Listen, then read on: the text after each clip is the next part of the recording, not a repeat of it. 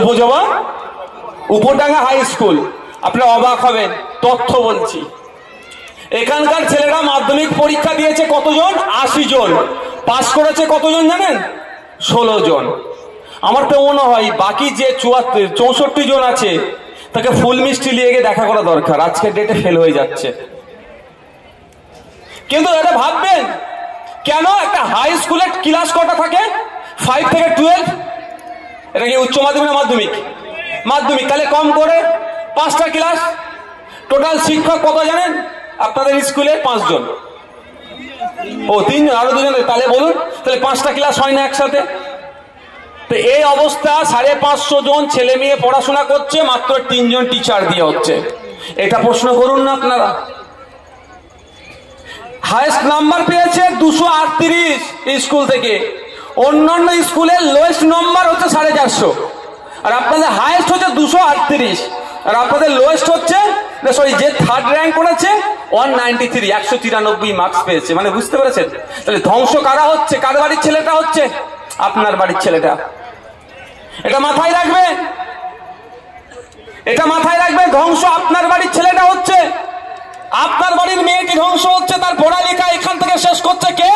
রাজ্য সরকার, যে আপনাকে জ্ঞান দিচ্ছে না।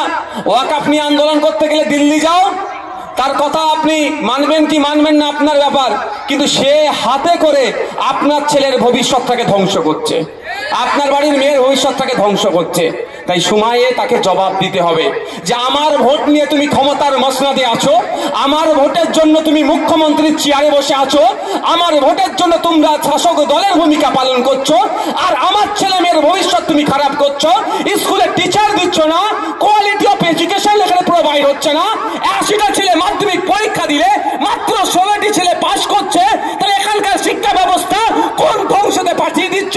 কিন্তু বাঁকুড়া জেলার শিক্ষা ব্যবস্থা, বাঁকুড়া জেলার পার্সেন্টেজ অন্যান্য জেলার থেকে অনেক এগিয়ে থাকার পরেও কেন এই পুলিশের এই প্রত্যন্ত গ্রামের ছেলে মেয়েরা পাস করতে পারবে না? এর দায় তো রাজ্য সরকারকে নিতে হবে। তাই এর উত্তর কিন্তু আগামী দিনে রাজনৈতিক ভাবে আপনাকে দিতে হবে।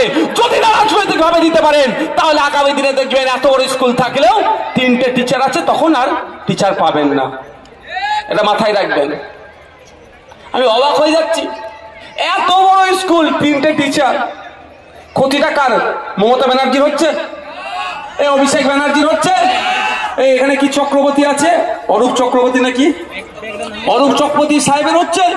ওসব ওদের ছেলে মেয়েদের সব প্রাইভেট স্কুলে পড়াচ্ছে, বাইরে পড়াচ্ছে, লন্ডনে, আমেরিকাতে, ফ্রান্সে, জার্মানিতে, জাপানে পড়াচ্ছে।